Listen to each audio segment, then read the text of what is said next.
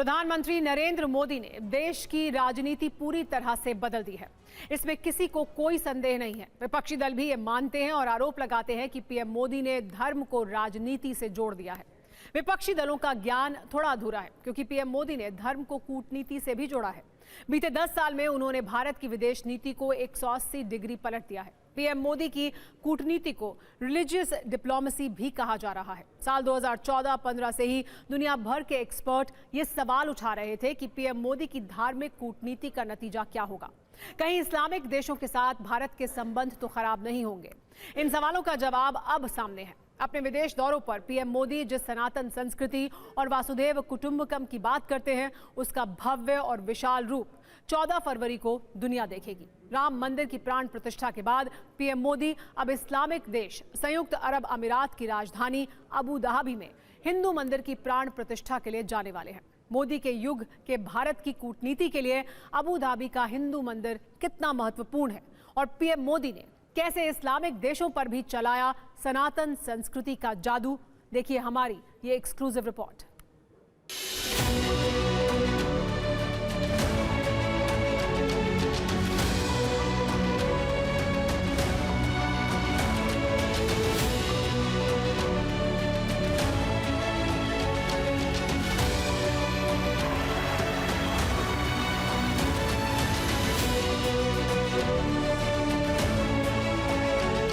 Abu Dhabi संयुक्त अरब अमीरात की राजधानी से दुबई को जोड़ने वाले एक्सप्रेसवे पर 7 शिखरों वाला यह हिंदू मंदिर उस सनातन संस्कृति का नया शाहकार है जिसे प्रधानमंत्री नरेंद्र मोदी ने अपनी कूटनीति का केंद्र बिंदु बना दिया।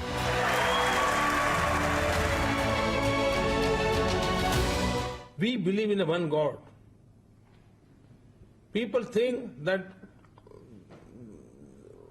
he is Allah. Another thing is a issue. One says it's a Rama. One says it's a Krishna. It is up to the believers. God is one. We don't say that Hindu's God is separate, Muslim God is separate, Christian God is separate. This is not our philosophy. We believe in a Vasudhaiva Kutumbakam. Whole world is family. PM Modi ने आस्था और विश्वास का ये भारतीय दर्शन साल 2012 में समझाया था। तब वो प्रधानमंत्री नहीं बल्कि गुजरात के मुख्यमंत्री थे। प्रधानमंत्री बनने के बाद उन्होंने वसुधैव कुटुंबकम के मंत्र से ही पूरी दुनिया में भारत का झंडा बुलंद किया। पीएम मोदी की कूटनीति ने भारत के प्रति दुनिया का भरोसा कितना जीता, उसकी मिसाल अबू धाबी का यह हिंदू मंदिर है। यह पीएम मोदी की ही देन है कि संयुक्त अरब अमीरात जैसे इस्लामिक देश ने अपनी राजधानी में हिंदू मंदिर बनाने के लिए 27 एकड़ जमीन दान कर दी। संयुक्त अरब अमीरात वो देश है जहां पर 2015 से पहले भारत के किसी प्रधानमंत्री ने 34 सालों तक दौरा नहीं किया, लेकिन 2014 में शपथ लेने के बाद प्रधानमंत्री नरेंद्र मोदी 2015 में इस देश का न सिर्फ दौरा करते हैं बल्कि उनके दौरे से इस देश के राष्ट्रपति इतने ज्यादा प्रभावित होते हैं कि अरब के पहले पारंपरिक शैली में बन रहे हिंदू मंदिर के लिए पूरी की पूरी 27 एकड़ भूमि उन्होंने दान में दे दी और ये कहा कि ये भूमि तब तक इस मंदिर की रहेगी जब तक सूरज इस धरती को रोशनी देता रहेगा। अबू धाबी में यह हिंदू मंदिर बोचासन वासी अक्षर पुरुषोत्तम स्वामी नारायण संस्था ने बनाया है। स्वामी नारायण अक्षरधाम संस्था के प्रमुख स्वामी जी 1997 से ही अरब क्षेत्र में ऐसा मंदिर बनाना चाहते थे, लेकिन इसकी मंजूरी दिलवाई प्रधानमंत्री नरेंद्र मोदी ने। 16 अगस्त 2015 अबू धाबी संयुक्त अरब अमीरात। प्रधानमंत्री नरेंद्र मोदी पहली बार संयुक्त अरब अमीरात के दौरे पर थे।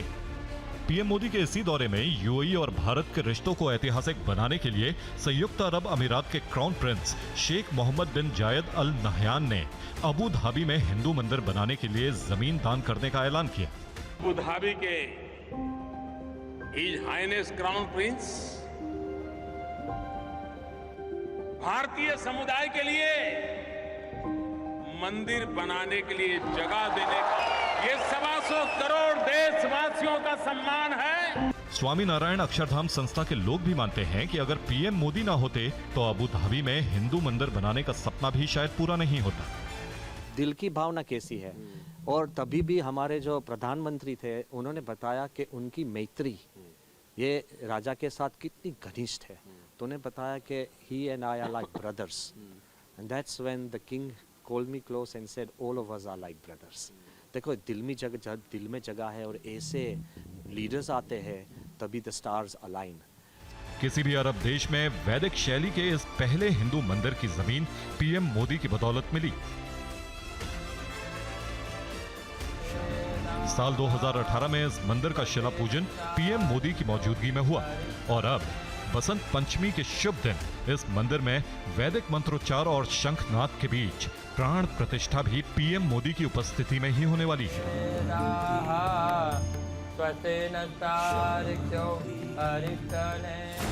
अरब और इस्लामिक देशों में पीएम मोदी की लोकप्रियता और उनकी कूटनीति की सफलता सिर्फ अबू धाबी के हिंदू मंदिर तक सीमित नहीं है। अलग अलग संस्कृतियों वाले देशों का मतभेद खत्म करके उन्हें आपस में जोड़ने में भी पीएम मोदी की कूटनीति बेहद असरदार रही है।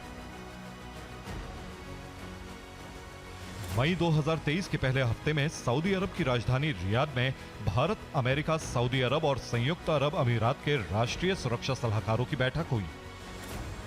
कूटनीति के लिहाज से यह ऐतिहासिक घटना थी क्योंकि सऊदी अरब और संयुक्त अरब अमीरात अपने मतभेद भुलाकर एक साथ आए। उन्होंने भारत की इस पहल का खुले दिल से स्वागत किया कि दक्षिण एशिया से अरब देशों को जोड़ने के लिए रेल और बंदरगाहों का नेटवर्क बनाया जाए। Don't forget, in the Gulf region, there are more than 8 million Indian expats. So this will have huge economical and logistical benefits for India. साल 2021 में पीएम मोदी ने कूटनीति का वो कमाल भी कर दिखाया जिसे दूसरे विश्व युद्ध के बाद से ही असंभव माना जा रहा था। ये कमाल था I2U2 यानी इंडिया, इजराइल, यूएई और यूएस समेत अरब का कोई देश पहली बार भारत और इजराइल दोनों के साथ गठबंधन में शामिल हुआ। बढ़ती हुई वैश्विक अनिश्चितताओं के बीच हमारा कोऑपरेटिव फ्रेमवर्क व्यवहारिक सहयोग का एक अच्छा मॉडल भी है। मुझे पूरा विश्वास है कि I2U2 से हम वैश्विक स्तर पर एनर्जी सिक्योरिटी, फूड सिक्योरिटी और इकोनॉमिक ग्रोथ के लिए महत्वपूर्ण योगदान करेंगे। I2U2 के मंच से भारत को मिडिल ईस्ट और यूरोप से जोड़ने का आइडिया भी प्रधानमंत्री मोदी ने ही दिया, जिसका ऐलान सितंबर 2023 में नई दिल्ली में G20 शिखर सम्मेलन में हुआ। पीएम मोदी ने दुनिया को यह रास्ता भी दिखाया कि सबका साथ सबका विकास का उनका मंत्र विश्व कूटनीति में भी काम आ सकता है।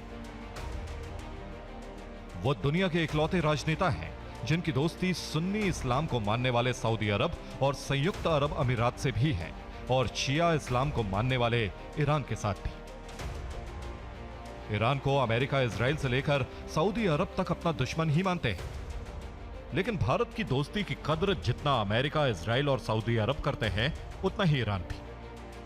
हमारे आपसी संबंध सिर्फ राजनैतिक और राजनयिक संबंध ही नहीं है, वे सभ्यता और संस्कृति के हजारों साल पुराने रिश्ते हैं। इनमें आपसी आदर और विश्वास की भावनाएं हैं। पड़ोसी और दोस्त होने के नाते भारत और ईरान का रिश्ता सैकड़ों साल से एक दूसरे के वजूद को और भी निखारता रहा है। दुनिया में सबसे ज्यादा मुस्लिम आबादी वाले देश इंडोनेशिया के साथ भारत की पुरानी दोस्ती है, जो पीएम मोदी के सत्ता में आने के बाद और गहरी हुई है। इंडोनेशिया में इतना बड़ा भूकंप आया। अयोध्या के मंदिर में जब रामलला की प्राण प्रतिष्ठा हुई, तब अयोध्या में रामलीला का मंचन करने के लिए इंडोनेशिया के कलाकार भी आए थे। इस्लामिक देश इंडोनेशिया और हिंदू बहुल भारत का रिश्ता क्या है, ये पीएम मोदी ने नवंबर 2022 में इंडोनेशिया की राजधानी जकार्ता में समझाया था। लेकिन हकीकत तो ये है, हम सुख दुख में एक दूसरे के सुख दुख को बांटने वाले लोग हैं। जब 2018 में इंडोनेशिया में इतना बड़ा भूकंप आया, तो भारत ने तुरंत ऑपरेशन समुद्र मैत्री शुरू किया था।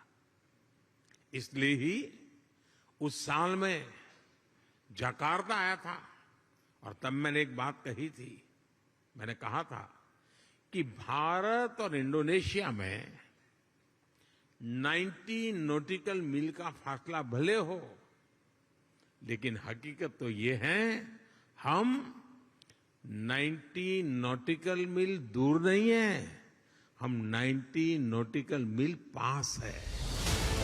इसी साल जनवरी के दूसरे हफ्ते में मोदी सरकार की मंत्री स्मृति ईरानी सऊदी अरब गईं।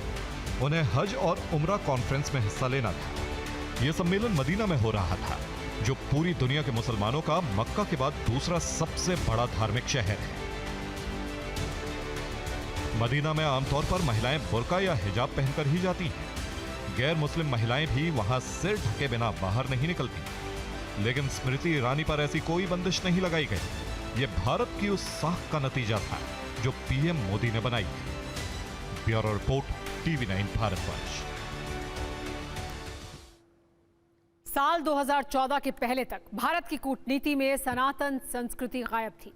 ये मान लिया गया था कि प्रधानमंत्री और मंत्रियों को विदेश दौरों पर धर्म की बात भी नहीं करनी चाहिए।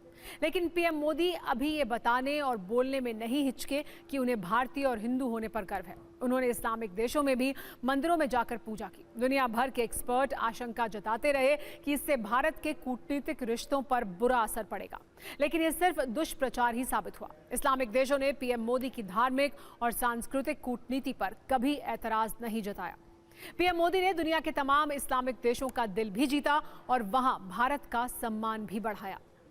OIC यानी ऑर्गेनाइजेशन ऑफ इस्लामिक कंट्रीज धर्म के आधार पर बना ये दुनिया का पहला संगठन है, जिसका इस्तेमाल पाकिस्तान की सरकार भारत के खिलाफ प्रोपेगेंडा वॉर के लिए करती रही।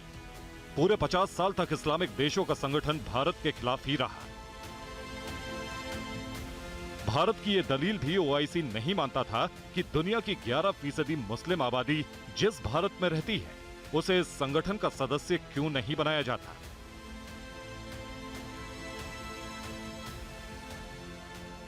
लेकिन पीएम मोदी के सत्ता में आने के 5 साल बाद ही OIC को भी अपनी सोच बदलनी पड़ी।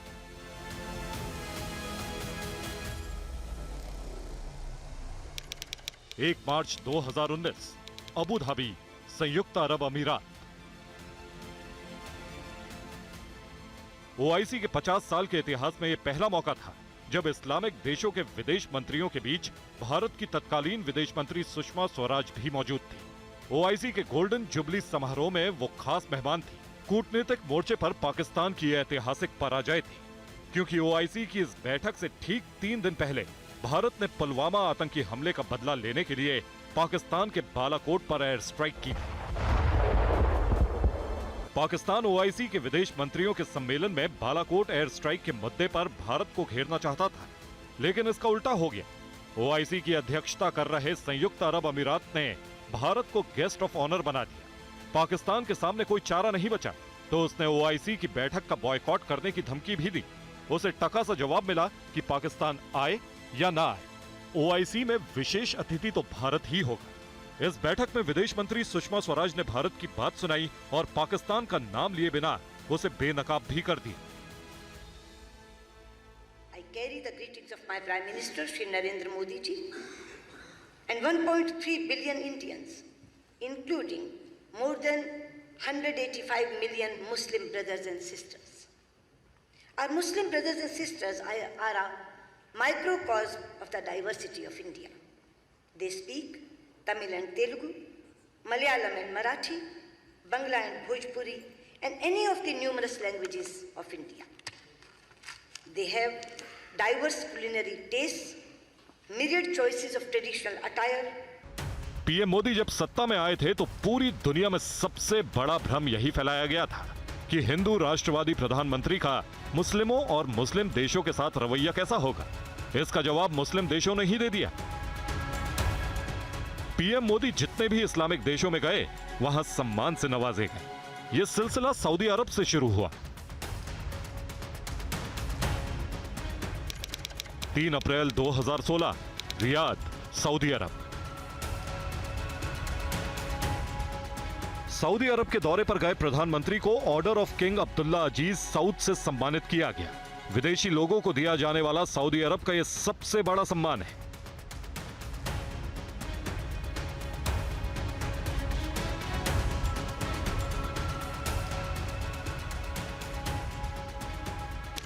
4 जून 2016, काबुल, अफगानिस्तान।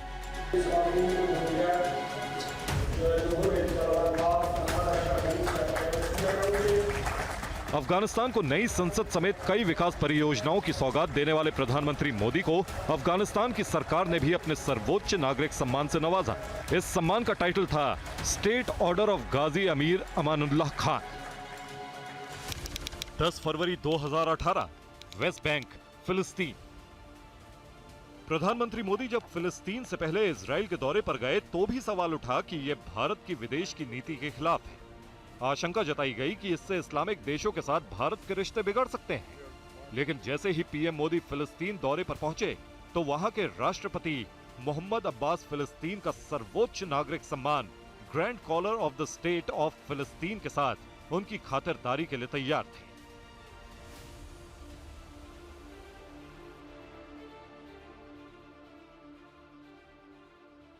चार अप्रैल 2019, अबू धाबी, संयुक्त अरब अमीरात। प्रधानमंत्री मोदी को संयुक्त अरब अमीरात ने अपने सर्वोच्च ऑर्डर ऑफ जायद से सम्मानित किया।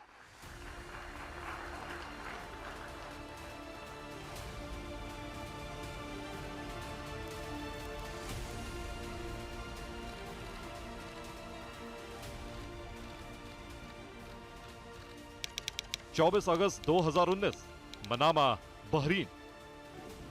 प्रधानमंत्री मोदी बहरीन दौरे पर थे, जहां उन्होंने मोतीश्वर महादेव मंदिर में पूजा की। उन्होंने इस्लामिक देश बहरीन में इस हिंदू मंदिर के पुनर्निर्माण के लिए $43 लाख की परियोजना का ऐलान किया। और उसी दौरे में बहरीन के किंग हमाद बिन ईसा अल खलीफा ने पीएम मोदी को बहरीन के सर्वोच्च सम्मान King Hamad Order of Renaissance से सम्मानित किया।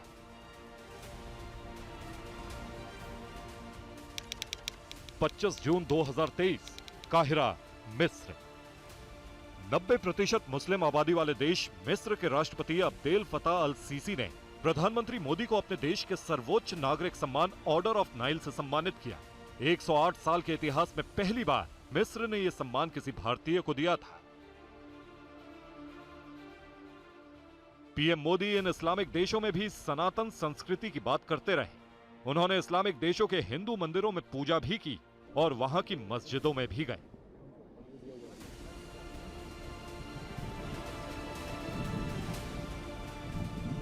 यह संदेश था कि पीएम मोदी धर्म को कूटनीति की दीवार नहीं मानते, बल्कि उनके लिए धर्म भी दो देशों, दो संस्कृतियों को जोड़ने का जरिया है। Bureau report, TV9 Bharatvarsh.